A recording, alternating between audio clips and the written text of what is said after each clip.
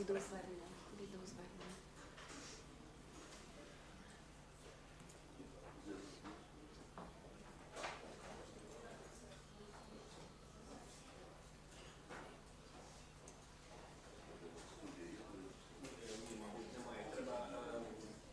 Ключик збоку, ні?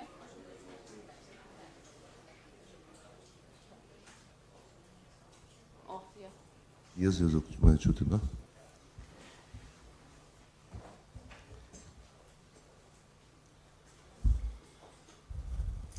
Шановні пані та панове, Євген Миколаївич, Вікторовна, радий всіх вітати на нашому семінарі, присвячений питанням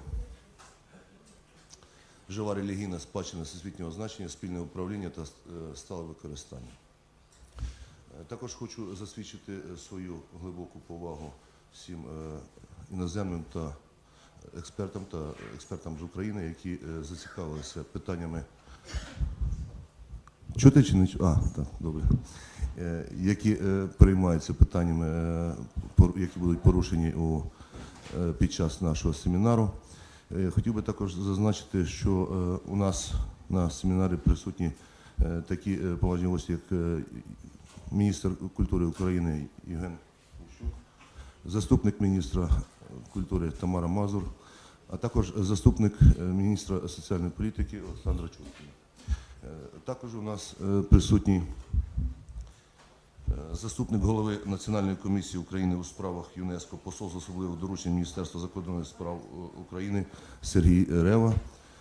З головними доповідями мають виступити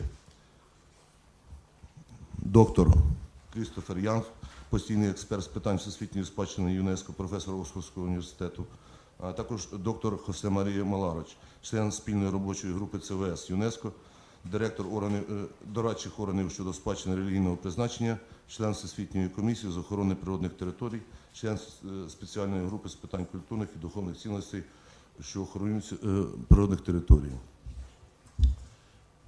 Також хотів би, починаючи свою вступну промову, подякувати Міністерству культури, за допомогою якого у нас сьогодні, і за підтримки якого у нас сьогодні проводиться зазначений семінар. І хотів би зазначити, що для нас всіх важливо почути всі у ході цього семінару всі сторони та розробити взаємоприйнятні алгоритми спільного управління об'єктами всесвітньої спадщини. Розглянути важливим питання семінару також ті дії і компроміси для зняття напруги між релігійними громадами, національними та місцевими органами влади в питаннях спільного та сталого управління об'єктами релігійної спадщини. Впевнений, що ця подія є гарною можливістю для подальшого поглиблення взаємовідносин між релігійними та світськими громадами, активізації взаємовигідного співробітництва між усіма нашими країнами, а також свідченням зміцнення культурних відносин. Хочу також висловити сподівання, що сьогоднішня наша спільна робота матиме неабияке значення в галузі захисту і управління спадщиною релігійного призначення з перспективою внесення необхідних змін до законодавчих та інших урядових актів, в тому числі і на міжнародному рівні. Запрошую до слова, вітального слова, міністра культури України Євгена Міщука. Євген Миколаївич, вам слово. Так, зараз. Доброго ранку, доброго дня, шановні учасники міжнародного семінару. Справді, небагато часу в державному графіку і подальшому урядові наради і уряд України, але я з радістю прийшов сюди, щоб привітати учасників міжнародного семінару, засвідчити свою повагу і також засвідчити ту готовність до відкритої конструктивної роботи у виробленні тих документів, які справді дадуть нам орієнтири до тих інструментаріїв і механізмів, які допоможуть нам власне, виконувати ту ратифіковану конвенцію в збереженні всесвітньої культурної спадщини з тією особливістю, що, власне, об'єкти сакральної і духовної спадщини, вони практично займають найбільшу частину в категорії, в тематичній категорії списку всесвітньої спадщини. І для нас дуже важливим є мати цей документ в спільності з європейськими партнерами, з представниками як центрального апарату, так і тих комісій, які здійснюють і моніторинг, і разом з нами напрацьовують ці документи. Також для нас дуже важливо мати чітким кінцевим результатом нашого семінару, власне, ті рекомендації, які повністю нададуть нам розуміння щодо спільного управління і сталого використання живої релігійної спадщини всесвітнього значення. Бо, враховуючи, звичайно, те, про що, власне, і сказав Олександр Володимирович, певні національні особливості, кожна країна на певному етапі з ними стикається. Як на них реагувати, як у цьому нести головну ідею, як ті механізми, ті інструменти, з якими зіткнулися європейські партнери в своїх практиках, той досвід, який вони вже мали до цього, власне, це для нас є дуже важливим. І я дуже дякую, що ви знайшли час і приїхали. Я знаю, що були деякі пригоди на шляху до приїзду сюди. Разом з тим все гаразд, і ви тут.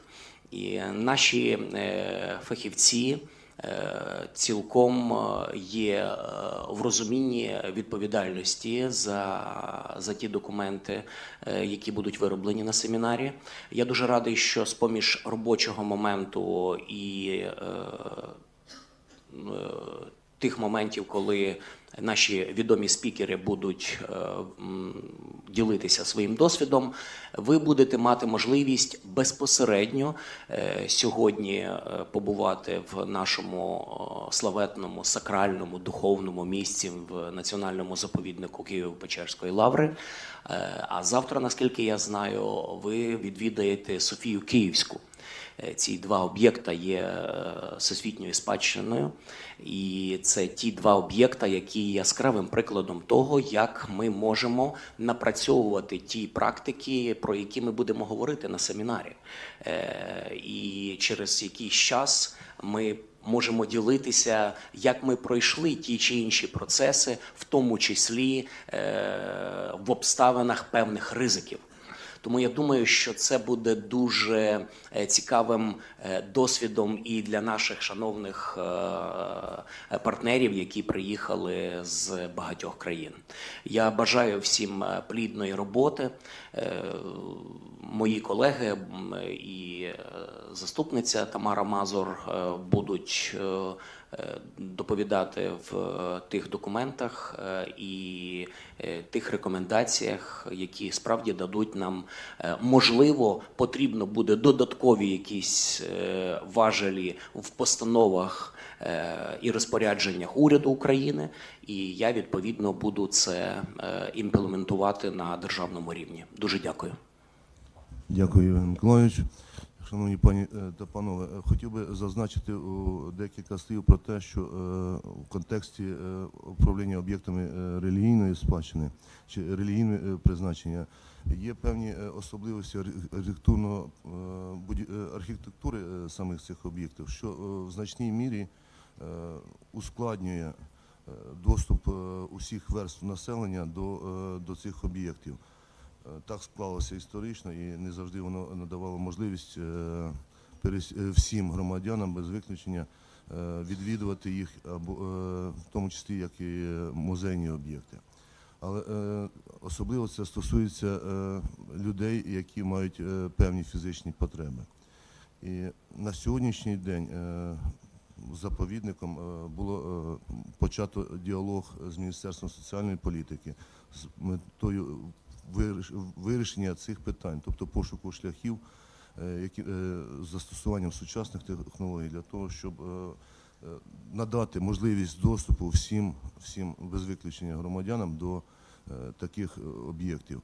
І з огляду на зазначене хотів би надати слово заступнику міністра соціальної політики з питань європейської інтеграції Олександрі Чуркіну. Дякую, пане Олександр. Доброго ранку, шановні колеги, пане міністре, доброго ранку, шановні учасники семінару. В першу чергу хочу сказати, що для мене це велика честь бути сьогодні разом із вами на цьому заході. Взагалі, приємно відмітити, що сьогодні цей семінар, який є міжнародним, відбувається саме в Україні. Взагалі, для нашої країни релігійна спадщина на сьогодні – це питання формування історичної, культурної свідомості і духовного світогляду будь-якої нації. На сьогодні вкрай важливим є зберігання єдності країни і її духовності. Що є основним елементом для будівництва будь-якої країни? Це родина, це сім'я. І для нас, як для Міністерства соціальної політики, важливим є, щоб кожна родина була міцна. Ви можете запитати, а до чого питання міцної родини і об'єкти релігійної спадщини? А все дуже просто. Коли батьки приводять своїх дітей до таких об'єктів, подивитися, доторкнутися, що діти бачать? Діти бачать минуле свого народу, діти торкаються пам'яті своїх батьків, їх батьків. Діти можуть бачити ціле життя інших минулих поколінь, яке б воно не було. Іноді воно гірке через страждання, але це також потрібно побачити. Іноді це щастя, яке, безумовно, має бути в нашому житті. Саме тому для нас дуже важливо, як для Міністерства соціальної політики, підтримувати і такі заходи, і ми їх підтримуємо, і підтримувати участь нашої молоді, наших дітей, наших родин, їх залучення до відвідування пам'яток історичної, релігійної, культурної спадщини.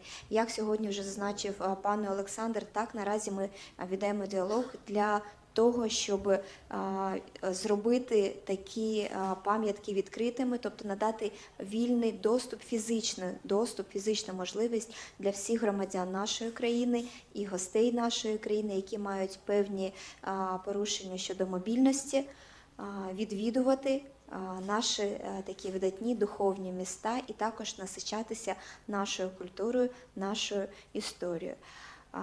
Дійсно, хочу зазначити, що запорукою розвитку сильної духовної нації, будь-якої країни, що пам'ятає своє минуле і впевнено будує своє майбутнє, є та нація, яка зберігає і вірно використовує культурні та релігійні об'єкти нашої спадщини. Тому я дуже бажаю сьогодні всім вам і нам разом з вами на цьому семінарі мати і жваві дискусії, і все ж таки побачити, що потрібно змінити нам в нашій країні. Можливо, і я впевнена, ми можемо порадити щось і для вас. Ви подивитесь, що вже сьогодні створено в Україні.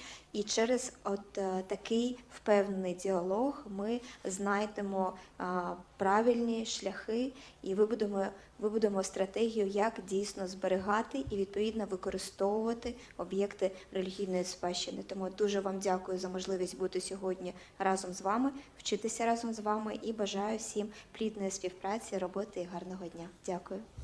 Дуже дякую, пані Олександро. Шановні пані та панове, хотів би зазначити, що цьогорічний семінар є логічним продовженням ініціативи ЮНЕСКО, започаткованої ще у 2011 році, щодо спадщини релігійного призначення, яка направлена у довгостроковій перспективі на сприяння інтеграції ряду керівних принципів у культурну стратегію на місцевому рівні. Поштовхом для цього стали рекомендації, вироблені під час проведення Київського семінару у 2010 році, де були визначені загальні орієнтири для держав-учасниць з управління культури і природними об'єктами релігійного призначення. У листопаді 2010 року проголошено Генеральною асамблеєю Організації об'єктів Міжнародного року зближення культури в Києві під патронатом президента України та ЮНЕСКО пройшов міжнародний семінар «Роль релігійних громад у управлінні об'єктами всесвітньої спадщини». Вперше за час дії Конвенції про охорону всесвітньої спадщини, мається на увазі 1972 року, на високому міжнародному рівні було розглянуто питання охорони релігійної та сакральної спадщини і залучення представників релігійних громад. Імплементація стратегії ініціативи – один з головних викликів для держав-сторін Конвенції про охорону всесвітньої спадщини. Забезпечити на національному рівні ефективне визначення охорони та управління спадщиною, її роль та функції для громад, а також забезпечити збереження визначеної універсальної цінності об'єктів, включених до списку всесвітньої спадщини для передачі наступним поколінням.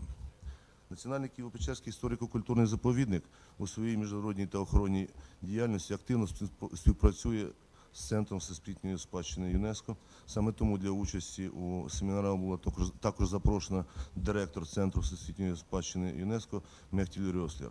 На жаль, через об'єктивні причини пані Рьослер не змогла прибути сьогодні для участі у нашому семінарі. Разом з тим, від неї вона надіслала відеозвернення до учасників семінару. І я сподіваюся, що ми його сьогодні побачимо і почуємо, але поки з технічних причин, поки воно завантажується, тому ми це зробимо у ході під час семінару. Тобто не у вступній частині, а коли відео буде завантажене. На цьому хотів би завершити офіційну вступну частину нашого семінару і побажати всім учасникам семінару успіхів і плідного обговорення нагальних питань, які будуть підняті у ході семінару. Зараз я пропоную зробити невеличку перерву для того, щоб кофе-брейк, скажімо так, для того, щоб і завантажиться відео, після чого буде надано слово доктору Крістоферу Янгу, постійному експерту з питань всесвітньої спадщини ЮНЕСКО і професору Оксфордського університету. Дякую. Я думаю, 20 хвилин перерва і після того продовжимо. Подальшу роботу буде модерувати співробітник заповідника Дарина Недзельська. Дякую всім за увагу.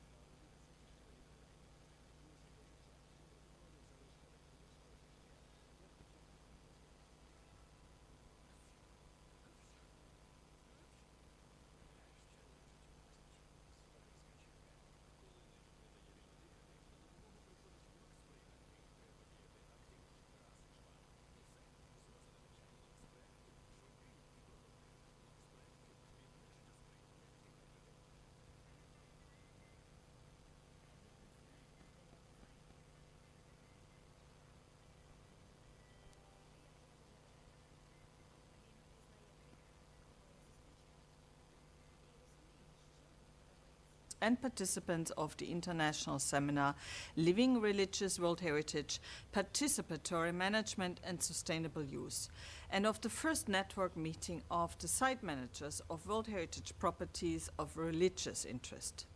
I would also like to thank Ukraine for its long-standing cooperation. UNESCO is guided by the conviction that the protection of cultural and natural heritage contributes greatly to lasting international peace. Sites of unique value are located all over the world, encompassing monuments, sites, and landscapes. In our aim to safeguard heritage,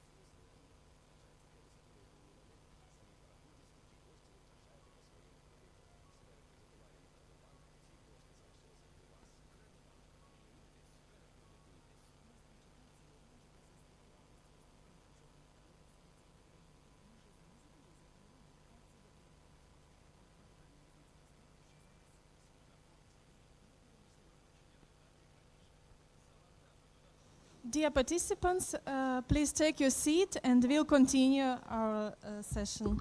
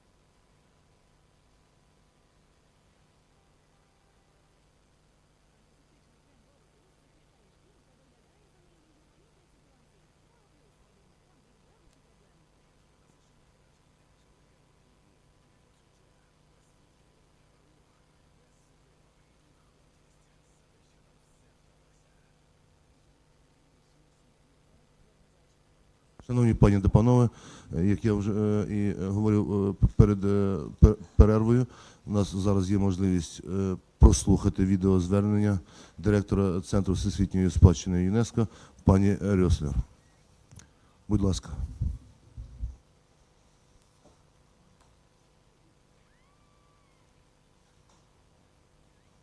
Is a welcome message to the organizers and participants of the international seminar Living Religious World Heritage, Participatory Management and Sustainable Use, and of the first network meeting of the site managers of World Heritage properties of religious interest. I would also like to thank Ukraine for its long-standing cooperation. UNESCO is guided by the conviction that the protection of cultural and natural heritage contributes greatly to lasting international peace. Sites of unique value are located all over the world, encompassing monuments, sites, and landscapes. In our aim to safeguard heritage, it should be understood in the broadest sense. Sites with associative values connected to traditions of belief systems form the foundation of our cultures.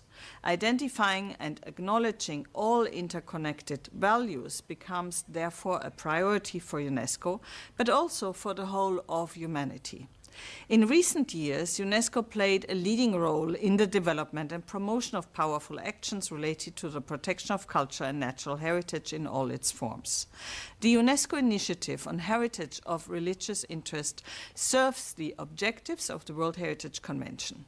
World Heritage properties, such as living, religious, and sacred sites, constitute one of the largest thematic categories on the World Heritage List and require specific policies for protection and management that takes into account their distinct associated sacred value as a key factor for their conservation. It is in this spirit that the World Heritage Committee in 2010 requested the World Heritage Center, in collaboration with the advisory bodies, to elaborate a thematic paper proposing to states parties general guidance regarding the management of their cultural and natural heritage of religious interest. The establishment of a constructive dialogue with all stakeholders concerned is therefore essential for developing such a document. Dialogue is the primary tool in our work towards peace and sustainable development. The World Heritage Center has focused on enhancing dialogue through the implementation of global activities focusing on heritage with associative values. Properties of religious interest have the potential to foster mutual respect among communities by enhancing knowledge and mutual understanding through intercultural and interreligious dialogue. The future of religious heritage calls for dialogue between policymakers, urban planners, city developers, architects, conservationists, property owners, investors, and concerned religious authorities, working together to preserve the sacred heritage while taking into account modernization and development of society in a culturally and historically sensitive manner, and with a view to strengthening identity and social cohesion. This meeting represents a cornerstone in helping to achieve the strategic goals of the Convention, namely involving communities in initiatives to safeguard heritage values and broadening the efforts of the global community. In this process, UNESCO's role is to facilitate the development of this new vision for the protection of religious heritage and to coordinate the implementation of activities worldwide. Legal protection is not sufficient for the preservation of living religious and sacred sites and their transmission to future generations, as their survival depends on the role played daily by the religious communities in caring for these as living heritage. Therefore, management of these sites requires the mutual acceptance and respect between stakeholders, as well as adapted measures for conservation of enhancing the integrity, sustaining spiritual identity, associated sacred values, and the survival of a site's outstanding universal value. The International Seminar on the Role of Religious Communities in the Management of World Heritage Properties, organized in Kiev, Ukraine in November 2010, resulted in the adoption of a statement on the protection of religious properties within the framework of the World Heritage Convention. It identified partnerships between national authorities and local and religious communities as a key principle for the successful management of World Heritage properties of religious interest. The role played by religious communities in the creation, maintenance, and continuous shaping of sacred places was recognized. Culturally and environmentally sustainable management of heritage of religious interest should be the responsibility of all stakeholders concerned, and that mutual acceptance and respect will bring different and complementary perspectives to shared cultural and spiritual values. The preservation of the spirit of place, the knowledge and understanding of traditions, and the willingness to accept each other are the necessary components to be respected for the protection and preservation of these living sites. An essential step is to establish appropriate measures for respecting the identity of properties with religious or spiritual meaning, for studying the traditions, for collaborating with the communities involved in their safeguarding, and for understanding which benefits their protection represent for humanity. The UNESCO Initiative on Heritage of Religious Interest is an example of a thematic approach in heritage conservation that is proposing new forms of action to promote social cohesion and peaceful interaction among cultures. UNESCO's leading role is to support this dialogue to ensure the conditions for development of an integrated vision for the protection of heritage of religious interest. We think that it is especially important that general guidance be developed in conjunction with all interested parties and be based on the fundamental principles of the World Heritage Convention. Only through concerted cooperation with all stakeholders concerned, we can hope to meet our common objective of preservation and transmission of our common heritage for future generations. I wish you all a successful conference, and I look forward to continue working with you in the future. Many thanks.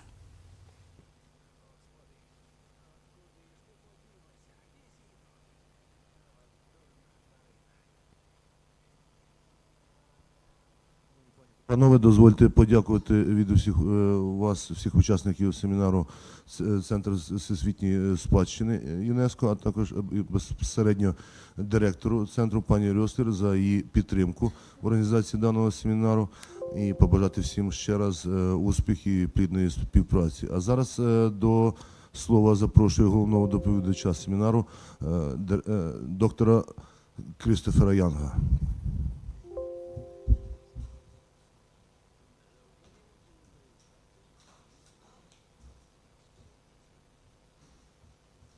Thank you and good morning. Could I have my first... Right. Can you hear me all right? Good. Can I have the first slide, please? I'll have to do it from here.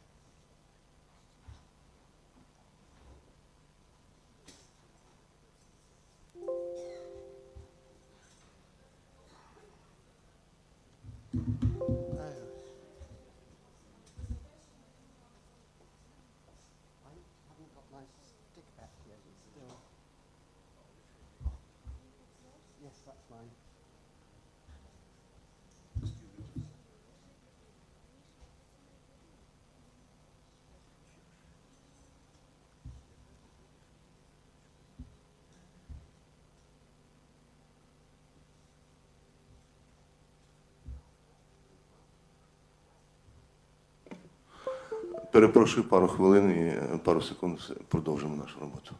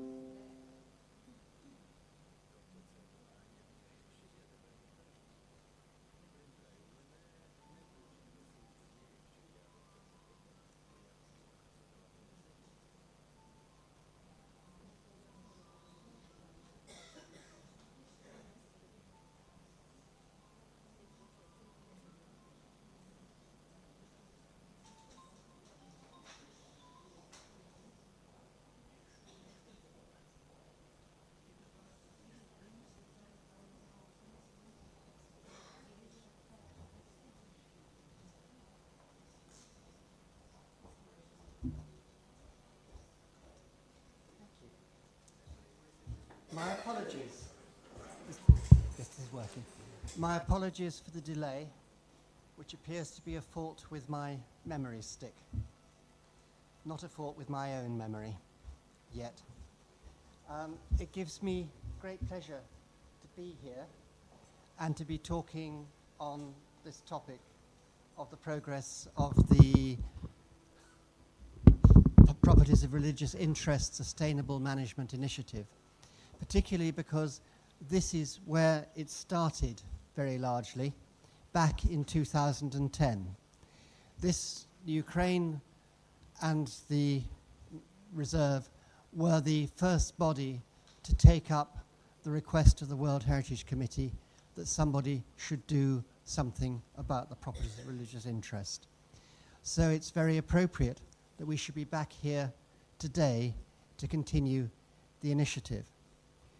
It's good also that today is the first, as part of this meeting, we have the first networking meeting of site managers of properties of religious interest, because it's very important that site managers should be involved and part of the process of developing this UNESCO initiative, and not just the people who are officials of the states parties and the bodies which oversee the sites. It needs to include the sites themselves, because in the end, the management comes down very largely to the people on the ground who are having to actually deal with the day-to-day problems. Right.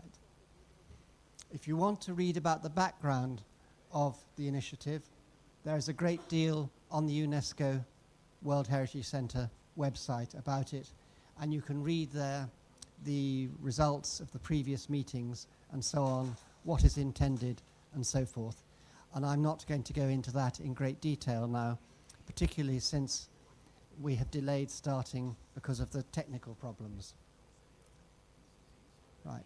But just to begin with some definitions, the ones which are being used, we are using the definition of religious property, which ICOMOS adopted for their gap analysis back in 2004.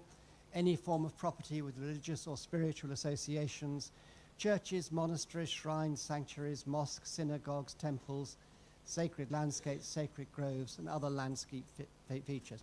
That's a very wide definition. And alongside that, we have the idea of sacred sites, which are areas of spiritual significance to peoples and communities, and also very often sites which are on the World Heritage List for natural heritage have very strong sacred values, which often have played a considerable role in the fact that they still have this very strong natural values, because the local people, the local communities, have treated them in a particular way because of the beliefs they hold about them. Right. So to begin with, I thought it'd be worth just touching on how many World Heritage properties have religious interest. And we have two ways into that.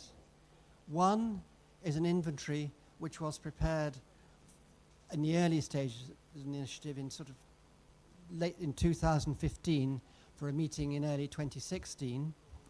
That is, if you like, a UNESCO-centered initiative working through the UNESCO documentation to identify all sites of religious interest, which were actually on the World Heritage List then. The second way in is to look at the results of the second cycle of periodic reporting, where one of the factors on which people were asked to report was whether their site was affected by religious interest, spiritual interest, and so on. Those of you who were involved in the periodic report may remember it was factor 3.8.1, and I'll come back to that in a minute.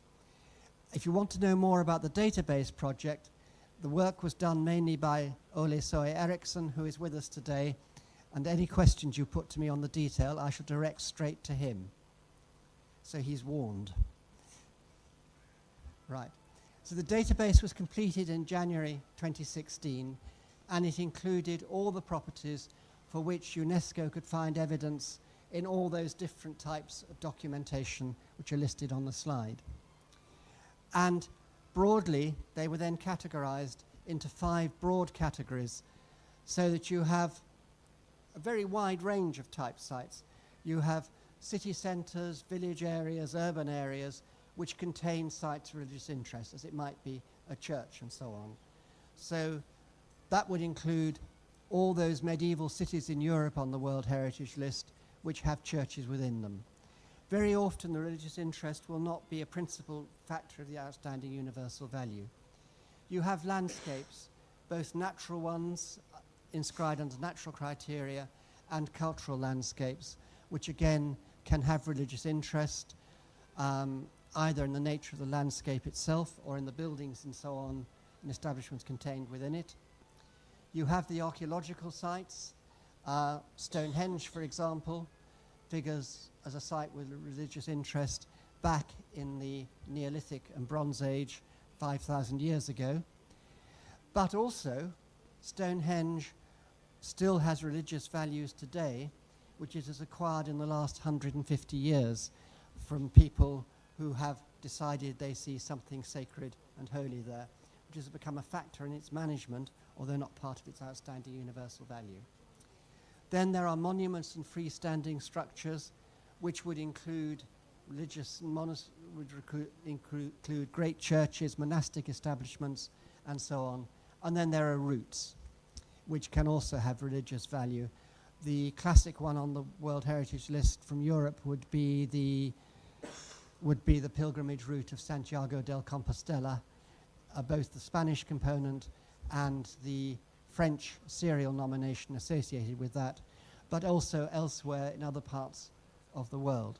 So, for example, Mount Fuji is a pilgrim route, and the key mountains of Japan, again, are a set of pilgrim routes going to sacred places. And the extent of religious interest and religious activity will vary for every property within all these categories. So it's a very broad church. The database just gives you, this is what was identified for UNESCO documentation, and I'm not going to go through the figures in detail. The key point is that over 50% overall of sites on the World Heritage List in early 2016 had some kind of religious interest. The percentage varies from region to UNESCO region to UNESCO region. Now, the database, so far as I know, hasn't been updated since then, but the percentages would be very much the same now as they were then. So religious interest pervades the World Heritage List, which is not surprising given that religion and spirituality and a sense of the sacred seem to be hardwired into the human psyche to a large extent. Even if people don't believe at all, they still tend to have some kind of spirituality or spiritual interests. Then if you go to the other way and look at what site managers report, the top part of this table identifies sites which appear on the database of sites of religious and sacred interest, and the not relevant and relevant columns are what the site managers said about them. So you have quite a number of sites which are on the database of sites of religious interest, where the site managers said religious, spiritual, ritual, spiritual, religious, and associative uses were not a relevant factor when it came to managing them, which is interesting. And then the bottom category, not religious and sacred, is all the World Heritage Sites which were not in the database, because UNESCO has no documentation which identifies religious interest within them. And interestingly there, quite a large percentage of those sites are identified by their site managers as having that religious and sacred interest, which suggests the perception on the ground is very often different to the perception on the documentation within UNESCO. But all in all, religion is a powerful factor pervading sites on the World Heritage List and needing to be worked with as a category, as we heard in Mechtil's presentation. So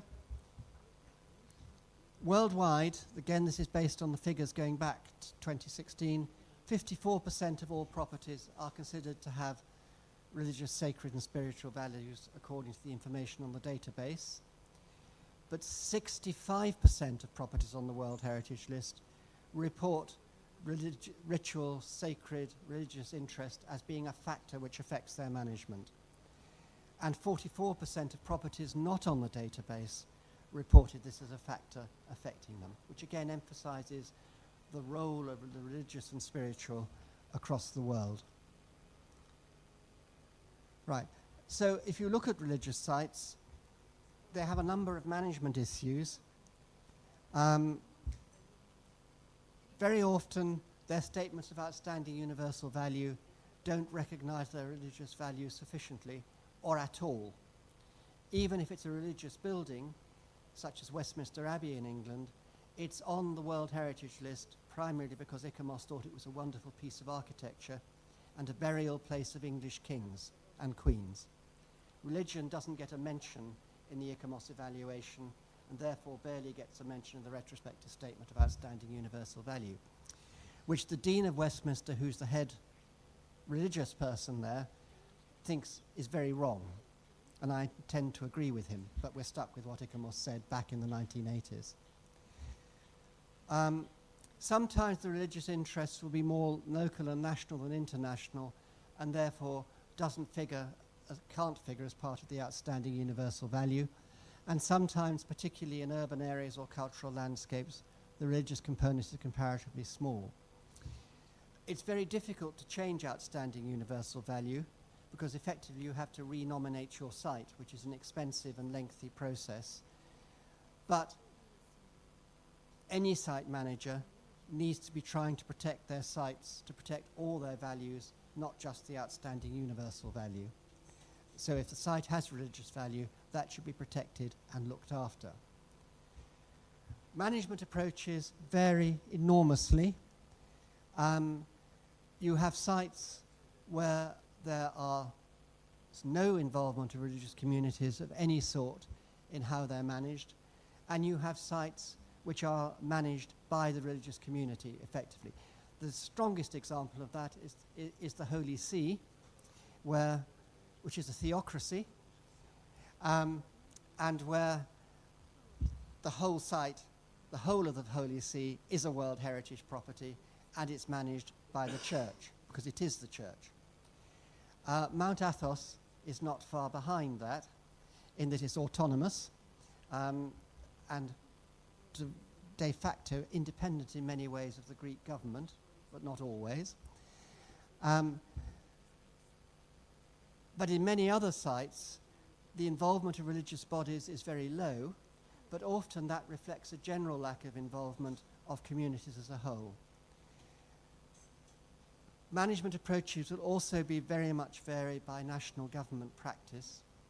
And the last point is that the nature of religious communities varies enormously. I think that in your meeting in 2010, and to some extent of the preparatory material for today, we've been thinking of religious communities as primarily monastic, a body of people living apart from the world in their monastery and working as a religious community. But in practice, almost any religious site with a live religious life will have a community associated with it.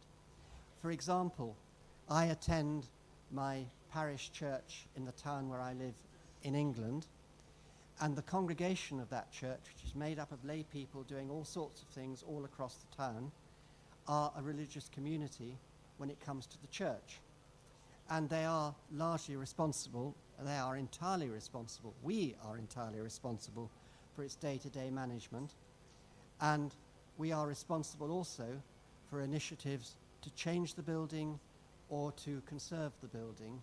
We have to go through a church process to get approval to make the changes, but it's for us to do it. So I would say the religious communities need to include the laity in a worshipping church, or in their equivalents in other faiths, as well as strictly religious communities, monastic communities, and so on.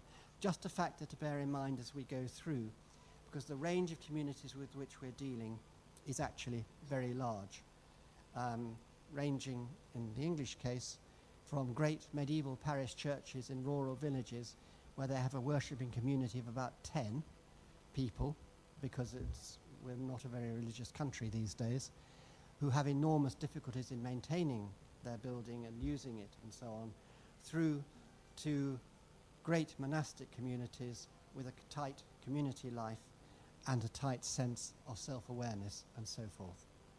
Right. The factors affecting properties, this is just a selection from the 70-odd factors you can pick out in the periodic reporting process. Positive factors can be interpretation and visitor facilities, management activities, low impact and so on. Tourism and visitor and recreation can be positive. It can also, as you see, be negative. If you have too many visitors, too many tourists. They're also affected by built environment, development pressures and so on, transport infrastructure and climate change related factors. And just to come back to the tourism for a moment, tourism includes religious tourism, it includes pilgrimage, and in some cases and in some places, pilgrimage itself can be a negative factor because of the sheer numbers of people arriving at sites.